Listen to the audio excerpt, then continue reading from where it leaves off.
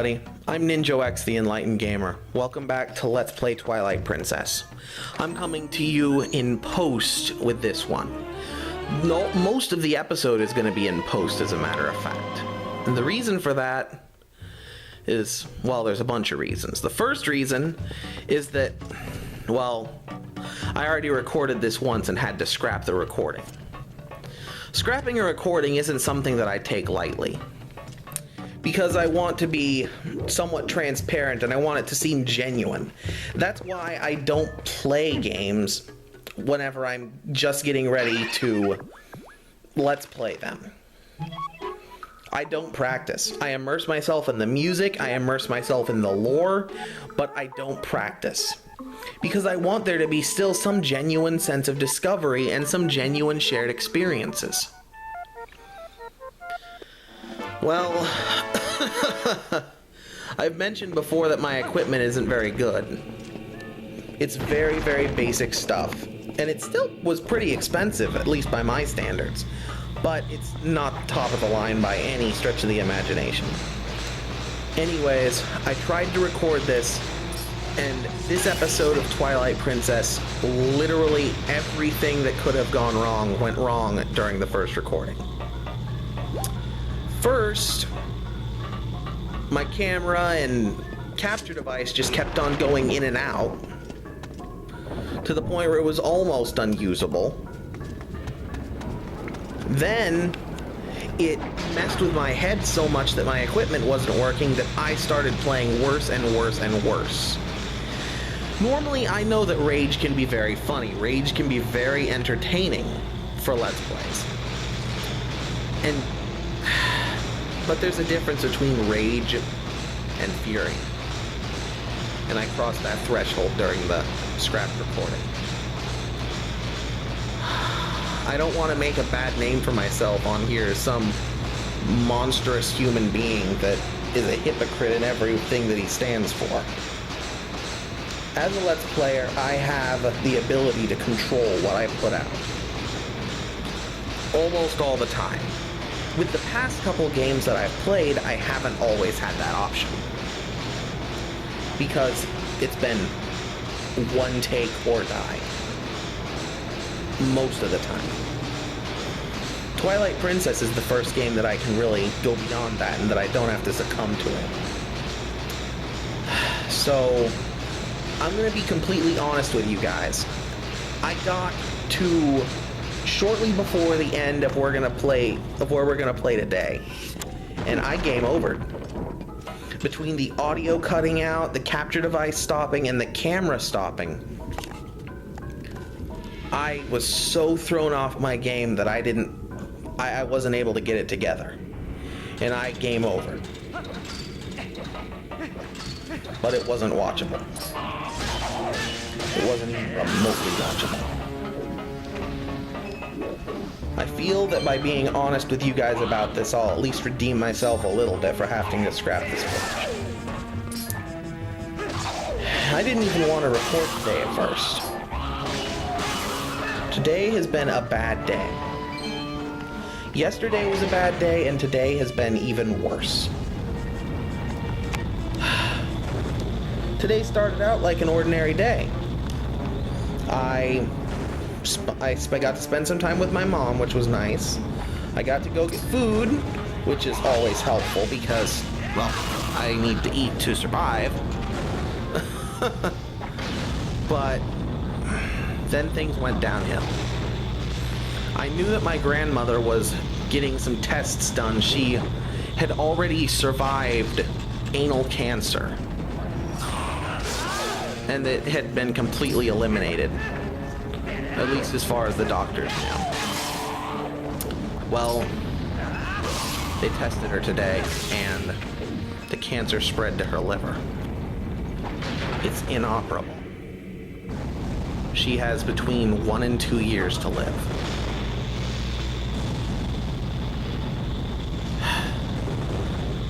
I didn't get to know her all that much growing up, but that only makes it worse in some regards. Time is irredeemable. It's precious. That's why I get so upset whenever people tell me that playing video games is a waste of time. As long as you're learning, as long as you're striving to improve yourself and to make discoveries, or as long as you're spending your time with the people you care about, it is not a waste. But I don't want you guys to feel pity for me. I really, I'm fine. I'll be fine. I'll survive.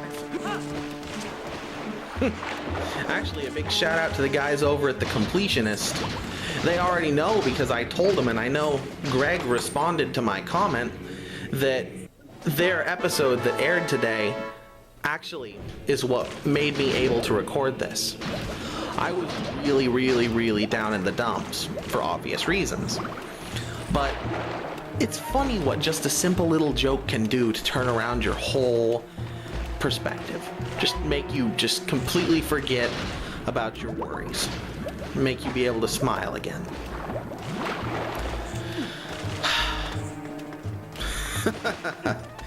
Anyways, you'll just have to watch the episode, their Final Smash follow-up, top 10 Final Smash follow-up video to hear the joke. But at any rate, I had something that I thought was really interesting that I wanted to talk about during this pause, during this lull. One thing that's always kind of perplexed me in video games is anatomy. Anatomy of creatures in the video games. There are some that are obvious. The humanoid, the very humanoid creatures like Hylians. They're obviously similar to elves, which are part of Norse mythology. And obviously elves anatomically are probably very similar to human beings. They have mammary glands, they have a sense of intelligence. But then there are other ones that are really out there. I'm going to try and explain my own speculation on the anatomy of Gorons. What is a Goron?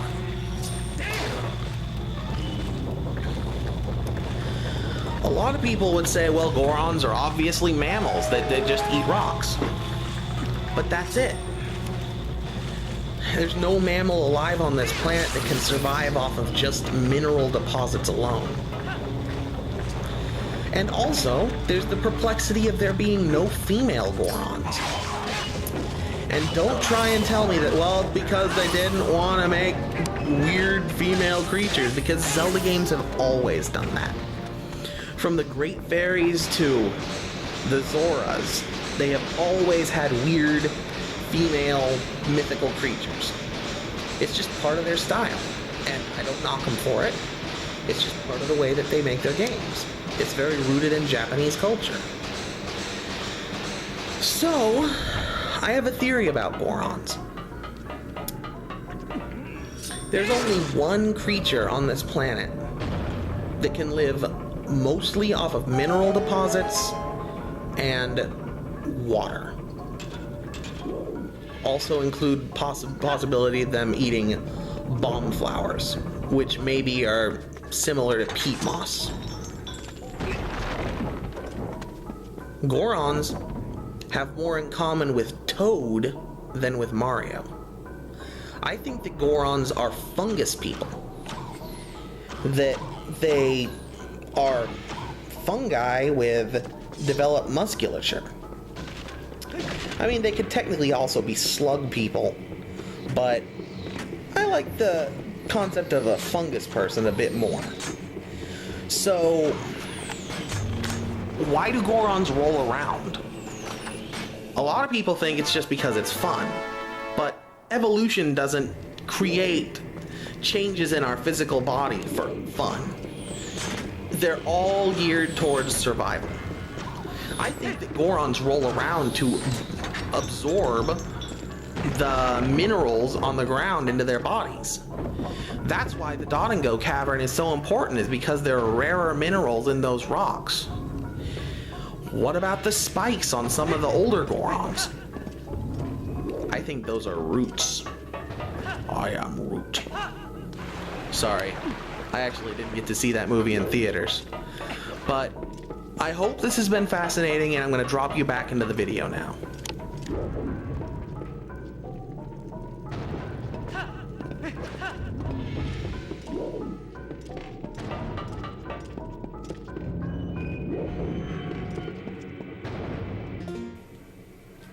Don't know why I paused it right there. Welcome back to the live commentary right at about the right point. We have this thing right here, and I'm stupid, so I'm gonna try and do the hard one. Because why wouldn't I be stupid? I mean, I've already screwed this up once, so why would I actually play smart? You know, playing smart's not what Ninjo does. It's what those other guys do. Even though Ninjo claims to be this enlightened gamer. I'm sorry. I'm gonna stop ragging on myself. Welcome to the chamber of the second Goron Elder. I guess at this point I can acknowledge the statues.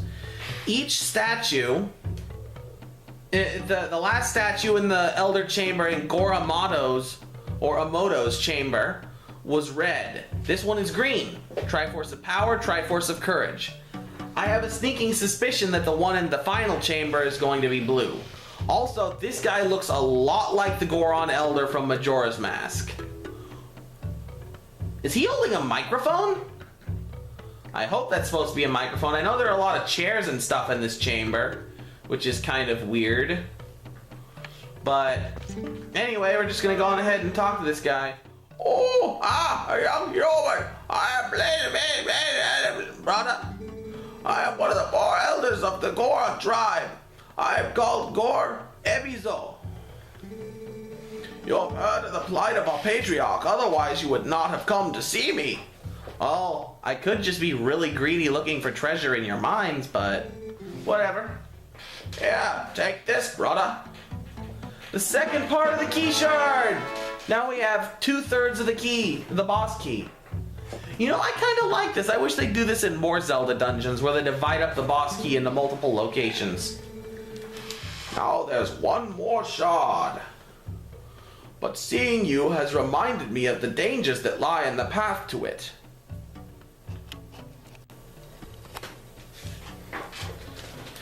There's something that may help you. A weapon said to have been left in this mine by an ancient hero of old. You know, it's funny. If we're to believe what's in the timeline, the hero that left this here couldn't have been the hero of time. It would have had to be the hero who came before that. I think that was the one from the Minish Cap? Which would make sense. He did do some time travel with some Gorons, to my understanding. I actually haven't played the Minish Cap. I need to catch up on my handheld Zeldas. It is beyond price, and so we have protected it through generations. Now when our tribe balances on the brink of ruin, it could aid in our salvation. The hero's weapon is stored safely up ahead. Talk to the guards and take it with you with the blessings of the Gorons. Yeah, we'll do that. Gor, I've already forgotten your surname. Goromodo and Gorkoron are pretty easy to remember. Because Koron is almost Goron. And Amodo, I've already told you why, hopefully. If I didn't, I'll just say it again. That I think Goromodo may be a callback to Shigeru Miyamoto, Nintendo's head executive. Things have been going swell so far, but in the scrapped recording, this is about where things went bad.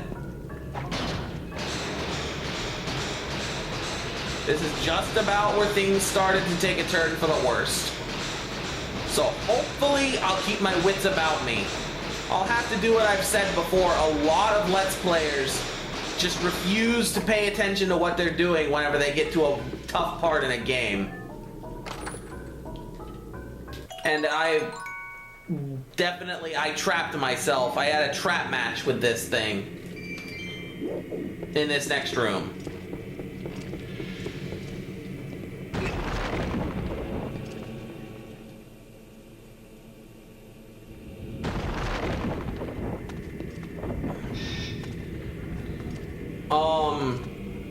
Excuse me, sir. Gore Ewok or something told me that there was a treasure here that I could use to save you guys from save your patriarch. Oh, human. Say hello to the Big Goron Sentry. What business does a human have coming here? None, no business. I could have business. This is a forbidden place. I will protect this treasure from you. Oh crap. Yep.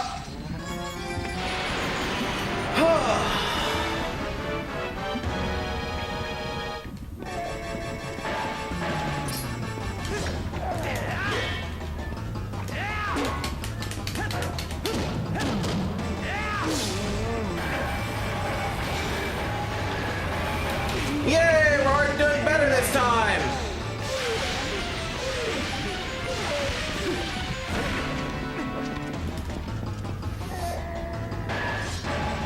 Come on. No, I want you to come closer to me because you're huge.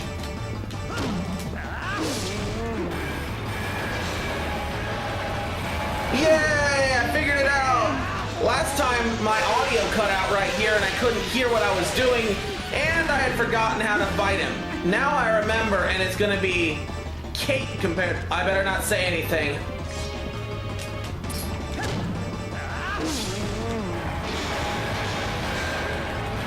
Hopefully, 3 hits is three's enough. Three's enough. I beat him this time.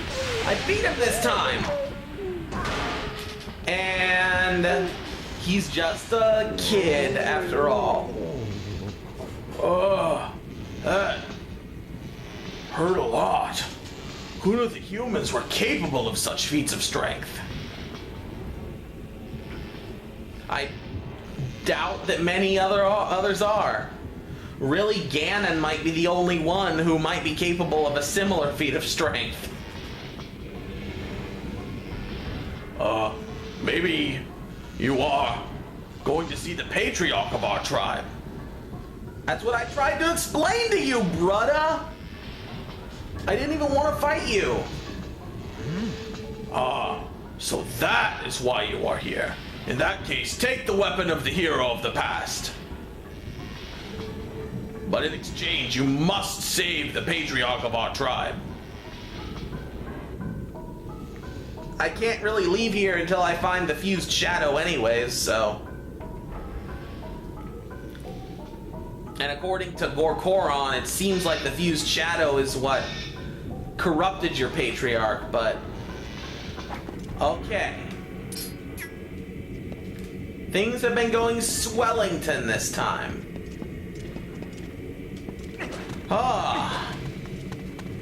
And even though I just came back into live commentary, I'm just about through. Once we get the weapon, we're gonna cut and we're gonna separate this dungeon into 3 parts. Because I think we'll be able to finish it up next time.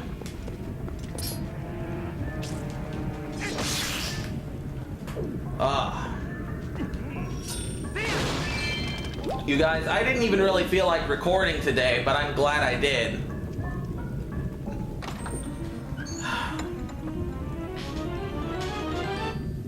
The Hero's Bow, which couldn't have been left here by the Hero of Time, because in this timeline, the Hero of Time died in the Lost Woods shortly before Majora's Mask. Game theory is fantastic. Watch that show. If you aren't watching that show, watch that show. And if you are watching that show, watch this show. Because I want you to. We can be buddies.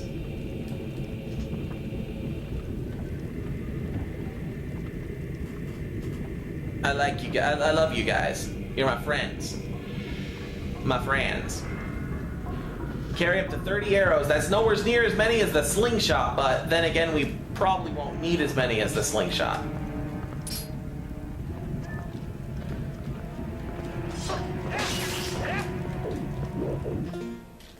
I always am gonna do that. I've just gotta come to terms with it. It's always gonna happen.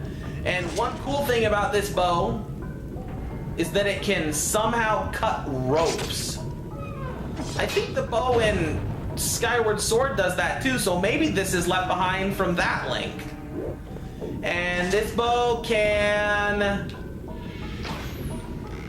kill those guys finally. Anyways, I think it's about time to call this sucker. I've been Ninjo X, the Enlightened Gamer.